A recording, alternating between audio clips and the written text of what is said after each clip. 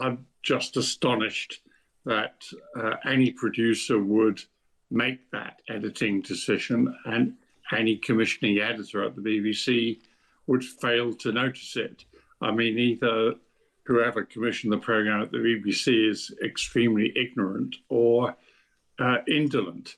It's so basic. The BBC has got itself into a right old tangle, hasn't it? The Culture Secretary has told Times Radio that the BBC must apply editorial standards across the board and that she's confident that it is determined to grip the challenges facing the corporation. It comes as the chairman of the BBC is expected to say sorry and issue an apology tomorrow and admit that the broadcaster made a mistake, airing that doctored clip of Donald Trump. A Panorama documentary spliced together two separate parts of a speech that the US president gave before his supporters stormed the Capitol building back in 2021. This is the clip that was used in the programme. We're going to walk down to the Capitol, and I'll be there with you, and we fight. We fight like hell. And here's the original version. We're going to walk down to the Capitol, and we're going to cheer on our brave senators and congressmen and women.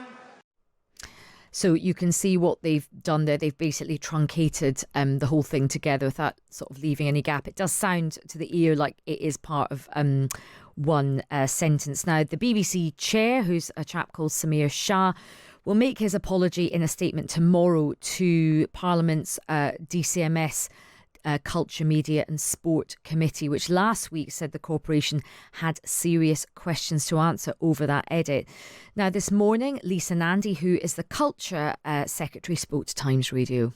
Essentially, what you've got is presenters and individual journalists having to make their own decisions about the editorial standards and guidelines that apply to some of the most controversial and contested issues that any news outlet is reporting on. I think these judgments are far too important to be left to individual discretion without somebody at the most senior levels having thought them through.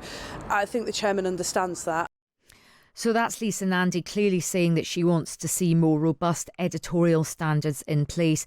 Lisa Nandy also said that speaking as a viewer, she couldn't understand why a recent BBC News script referred to pregnant people and why the BBC upheld an impartiality complaint against the presenter Martine Croxall for correcting it to pregnant women and appearing to roll her eyes. I have to say that has rather stumped me as well. We had a bit of a discussion ourselves, and I think, just being really honest, I think if I had pregnant people put into script, I would probably think that was a bit strange. I probably would have naturally corrected it myself. So I sort of agree with Lisa Nandy on that. Well, let's now speak with David Elstein, who's a former BBC executive producer who worked on Panorama and later then went on to become head of programming at Sky B and then chief executive at Channel 5. David, welcome to the show. Thanks very much. So look, you've been there, sometimes because of space constraints and time constraints, you can't play the whole of a speech. You do have to sort of make a bit of a montage of things. What was your reaction when you heard that clip? Did you think, oh, that's an understandable sort of mistake? Or did you think, no, that's quite basic? I didn't see the programme when it first went out, but reading Michael Prescott's dossier, I'm just astonished that any producer would make that editing decision and any commissioning editor at the BBC would fail to notice it. I mean, either whoever commissioned the programme at the BBC is extremely ignorant or indolent. It's so basic. Somebody called it a Franken-edit, like it's so monstrous. You just can't do that. You can't change the meaning of the president's speech. And frankly, if the president were to sue the BBC here for libel, I suspect he'd get a very large settlement. It's worth just saying that Michael Prescott, he's a former advisor to the BBC's editorial standards, and he has compiled this dossier, and this was part of it as well. So look, what do you think has gone on here, David? Because you know, the BBC and the people involved in this was like a sort of serious news programme. What do you think went on? Do you think it's cock-up or conspiracy, or what do you think has gone on? Or do you think there's such a bias, a kind of a blindness about Donald Trump that just nobody thought that this was the wrong thing?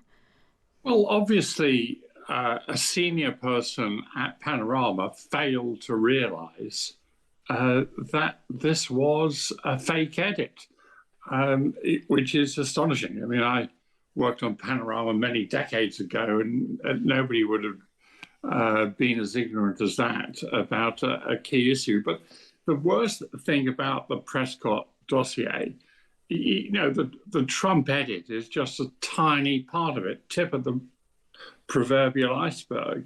There were a whole range of editorial failures by the BBC, which he highlighted. He wrote an 8,000-word dossier.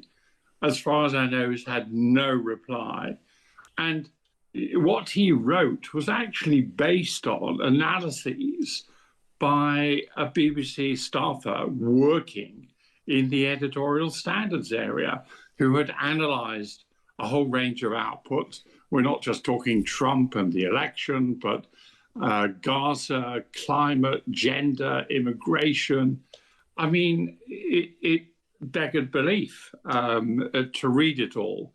And the BBC's done absolutely nothing about it for 6 months. And I think writing a letter to the MPs at the Select Committee about the Trump edit is utterly trivial as a response to this really serious crisis. And as you say, you've just listed quite a few areas where there have basically been things that have gone wrong and that people are really concerned about.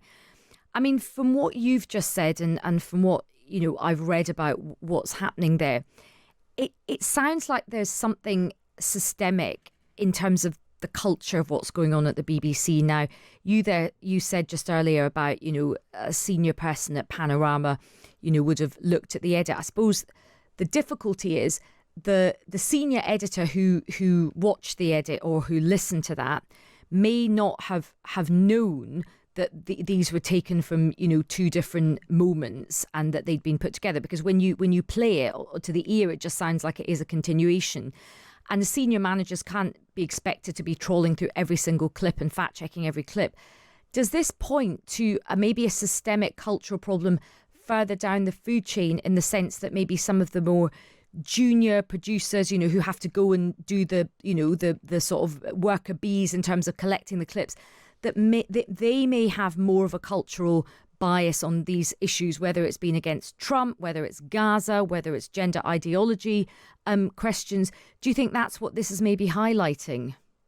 Well, let's be clear. The Panorama on Trump was produced by an independent production company, October Films, who are a very well-established company, but overwhelmingly they do documentaries, not current affairs.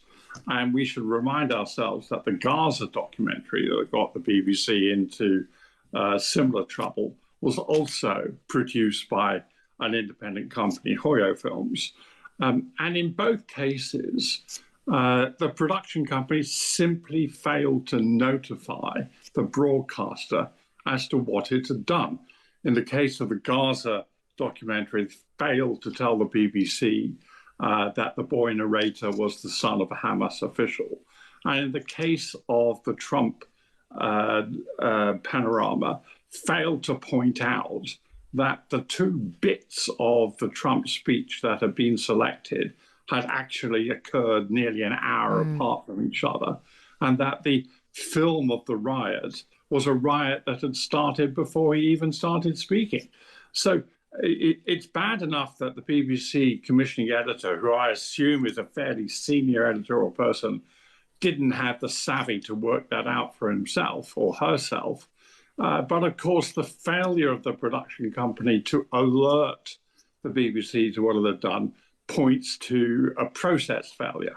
But actually, Ayesha, what we're looking at is a long-term failure by the BBC, a failure of recruitment, a failure of training, a failure of supervision, and above all, a failure of accountability.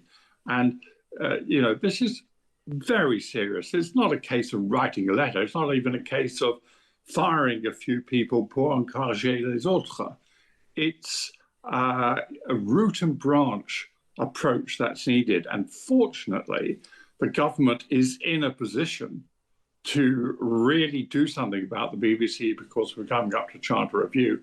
Whether it has the courage to do so is, of course, a matter of doubt. And what would you, if you were Culture Secretary, what would you like to see happen? And do you think some senior heads should rule over this, David? No, it's nothing to do with senior heads or junior heads. You can't have the entire board being told by Michael Prescott in 8,000 words what's wrong with the BBC's journalism and do nothing until it happens to leak to the Daily Telegraph. And they're still, as far as I know, they've done nothing as a board. So, what are you going to do? Fire the entire board? No, you just have to grasp the nettle. And the nettle is the one of accountability. And the core of accountability is the licence fee. And only by abolishing the licence fee will the BBC finally become accountable properly to its viewers and listeners. So you think the licence fee is the thing which is sort of hamstringing the BBC in terms of getting its act together? Absolutely, because the licence fee doesn't give the BBC any accountability. Who's the BBC accountable to? Not to you, not to me, not to the government, not to the DCMS, not really to Ofcom. And therefore it can sail on with these terrible editorial decisions mounting up one after the other, and nobody can do anything about it. Now, we should all have a choice as to whether we pay for the BBC or not. And if we had that choice, then the BBC would be forced to address the issues of what it's doing and why.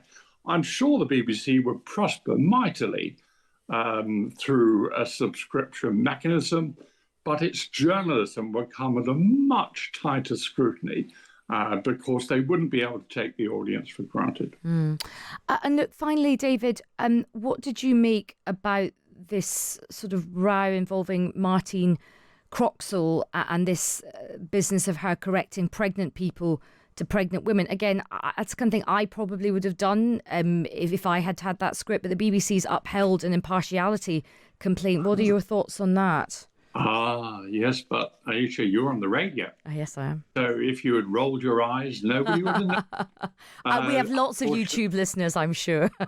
But unfortunately for Martine, her eye roll was what caused the complaint because it was deemed by the Editorial Standards Committee to be an editorial comment in its own right, which may sound hilarious and it just makes the BBC look utterly ridiculous.